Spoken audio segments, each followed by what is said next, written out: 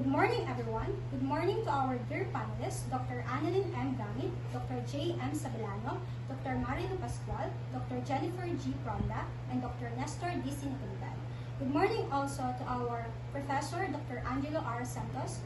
We are here to present to you our research paper entitled The Role of Street Vendors in Local Urban Economies, a case study of selected municipalities in the 4th District of Nueva Ecija.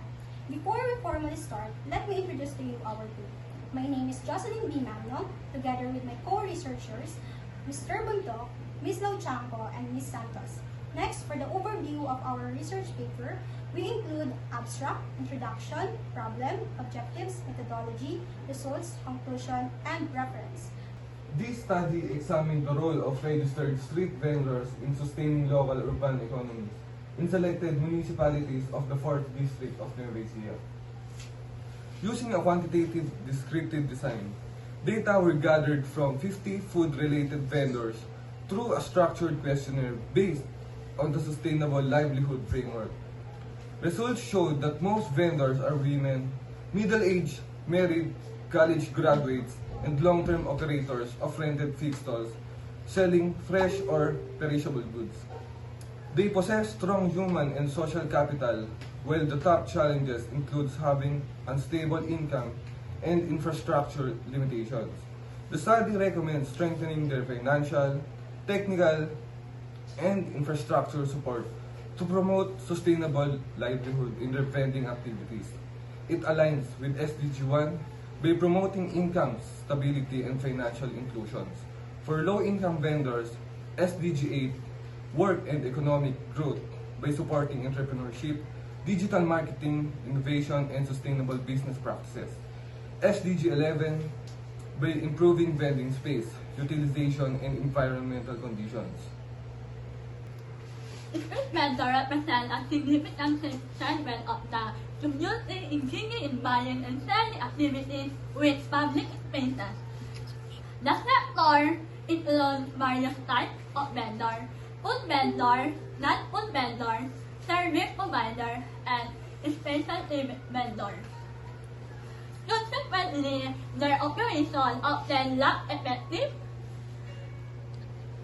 marketing, customer management, financial tracking, and business planning, limited to access to capital, further hinder growth and innovation, inadequate infrastructure and basic service such as clean water, sanitation, lighting, and waste disposal pose additional barrier to vendors' productivity and well-being. Addressing these basic needs is essential for supporting the sector's long-term viability. This study underscores the significant role of street vendors as essential contributors to local urban economics. It contributes to the growth of strengthening economic reliance and promoting sustainable local development within the 4th District of Nueva Ecija. This study aimed to examine the role of street vendors in sustaining local urban economies in selected municipalities of 4th District of Nueva Ecija. Specifically, it sought to determine the profile of street vendors, livelihood, assets, challenges, and needs to support their vending activities. For the profile of street vendors, we include demographic and business characteristics. For demographic, we gather the age, gender, civil status, and highest educational attainment to identify the groups who is more engaged in this sector and the factors that motivate their participation. Then for business characteristics, we gather types of goods sold, years and vending operation, type and location of vending area, type of vending arrangement, and average daily income to understand and truly know their vending activities. For livelihood assets of street vendors, based on Sustainable Livelihood Framework, we assess the human capital to understand their skills and knowledge related to product handling, food safety, and selling, their previous work or business expenses, health, and ability to work. For social, we assess their relationship with their fellow vendors, suppliers, and customers. or if they are members in vendors associations, cooperatives, or groups, or if they receive support from LGU and other community organizations for physical capital. Their infrastructure tools and market access was analyzed for financial capital. We assess if they have source of business capital and financing or additional access to loans, credits, or funds, or if they save or keep record of their income and expenses. Then for institutional capital, we assess if they comply with LGU policies and participate in livelihood programs. Next, for challenges encountered, we examine their economic, social, and institutional, environmental, and physical, technological, and innovation challenges to indicate the frequency or severity of the challenges. This enabled the researchers to identify barriers affecting the growth of street vendors. Last, support and opportunities. This section assesses the perceived need for financial, technical, infrastructure, policy, and institutional, and innovation support to provide insight into what types of supports, systems that could enhance the productivity and resilience of street vendors. This study employed a quantitative descriptive research design using a survey method to examine the role of street vendors in sustaining local urban economies in selected municipalities of the 4th District of Nueva Ecija. The quantitative approach allowed for objective measurement and statistical analysis of variables, while the descriptive nature provided comprehensive profile of respondents without manipulating any conditions. Data were collected through a structured questionnaire covering demographic and business, characteristic, livelihood assets, challenges, and support needs. This design facilitated the identification of patterns and relationship between vendors' livelihood assets and the challenges they encountered, forming the basis for evidence-based recommendations and proposed welfare plan. Overall, the approach enabled a systematic and numerical understanding of street vendors' contributions to local urban economies and informed strategies for sustainable livelihood development. The study concludes that street vending in the 4th District of Nueva Ecija is predominantly pursued by middle-aged women with higher education as a means of financial stability. Vendors rely on long-term operating, selling perishable goods from fixed stall in rented spaces, emphasizing stability and accessibility. They generally possess strong human and social capital, adequate physical and financial resources, but only moderate institutional support, highlighting the role of skills, networks, and regulatory compliance, economic pressures, limited infrastructure, institutional gaps, and technological barriers challenge the sustainability and growth of their businesses. Vendors prioritize financial and infrastructure support alongside policy, technical, and innovation assistance, indicating that access to credit, street vending, spaces, and institutional inclusion are essential for enhancing their livelihood outcomes.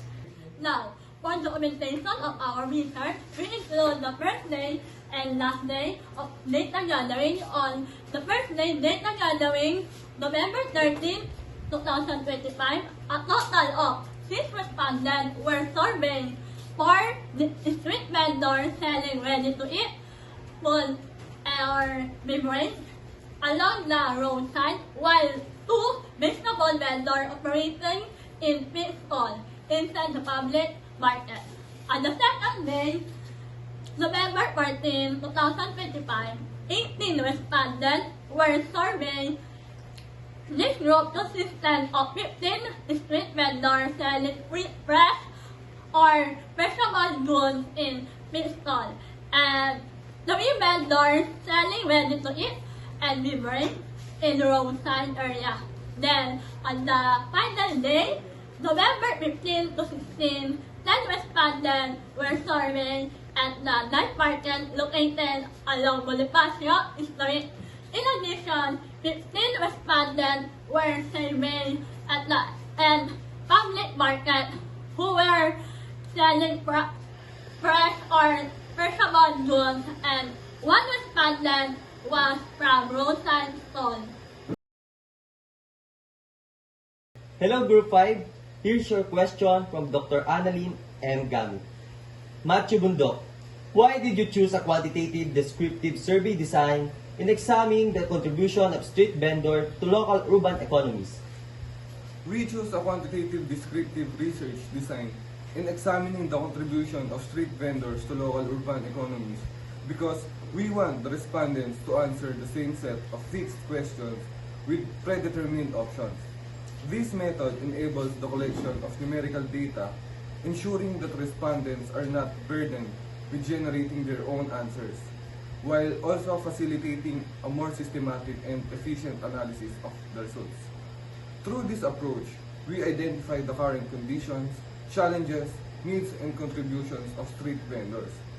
These findings support the formulation of our proposed welfare plan and recommendation aimed to strengthen their need, livelihood, promote sustainable economic development in selected municipalities of 4th District of Nueva Ecija. Ms. Jocelyn Magno, here's your question from Dr. Joy N. Sabillano. Your finding shows that vendors possess strong human and social capital. How do this influence the stability and growth of their vending activities? By possessing strong human capital, street vendors influence the stability and growth of their vending activities because they have enough skills to handle and sell their products properly. And their ability to work long hours and adapt to new methods reduces operational interruptions and increases productivity, while knowledge of proper food handling and safety practices improves customer trust and satisfaction. This leads to repeat customers, positive word of mouth, and stronger market presence. According to Vidhiraja and Rati 2023, continuous skills development, practical experience, and adaptive capacity are critical for sustaining business performance. Therefore, giving mentorship or training for them can continuously enhance street vendors' productivity, competitiveness, and ability to work effectively. On the other hand, possessing strong social capital directly contributes to the stability and growth of their vending activities because they have good relationships with their fellow vendors, customers, and local authorities, which reduce conflict and foster fair competition. According to Afrida and Lubis 2024, a workplace that values respect, collaboration, and open communication builds a strong sense of community and belonging. Additionally, stated by Carl et al. 2024, when street vendors feel that they are treated equitably and without bias, trust in leadership and the organization grows. Hello, Michelle Santos. Here your question from Dr. Marilu P. Pascual. How doesn't the literature establish the significance of street vendors as contributor to economic resilience and local development? The literature established the significance of street vendors as contributors to economic resilience and local development because they provide affordable and accessible goods to the communities while generating income to sustain themselves or their families. According to Anwar and Karna 2024, street vending presents a flexible and accessible form of employment because it does not require special skills, large capital, or complicated business registration. It's aligned with SDG number 1, no poverty, and SDG number 8, decent work and economic growth, by highlighting the opportunities of having decent job through street vending. Additionally, gathering their challenges and needs aligned with SDG number 11, sustainable cities and communities, because the study supports the goal of having equal rights to economic resources as well as access to basic services, making sure that they are empowered to sustain and grow their businesses. Jocelyn Magno, hear your question again from Dr. Jennifer G. Pronda. What aspect of your proposed welfare plan directly address the top challenges identified, such as unstable income and infrastructure limitations? Based on the results, street vendors have unstable income due to high interest rates on loans. They struggle to maintain their businesses due to costly borrowing.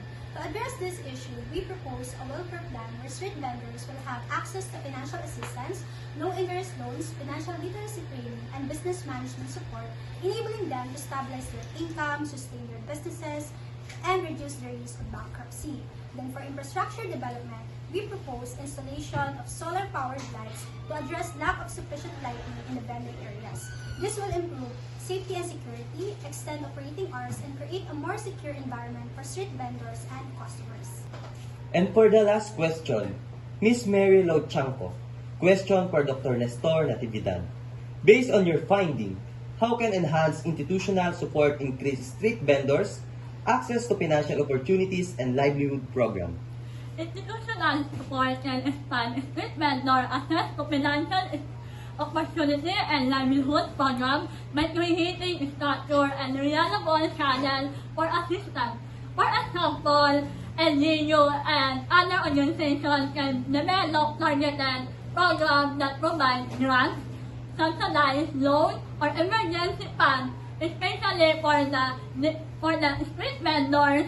They can also offering training and internship, digital marketing, and financial management, helping vendors improve business efficiency and reliance. Additionally, institutions can advocate for policy change to up safe and well-maintained vending zones by connecting vendors with network resources and opportunities. Institutional support can strengthen their capacity to grow, stabilize income, and contribute meaningfully to the local economy. Thank you, dear panelists. Thank you for taking the time to evaluate our work and for providing your expertise and valuable insights. Special thanks also to Dr. Angelo R. Santos for continuous guidance, encouragement, and support throughout the development of our research paper.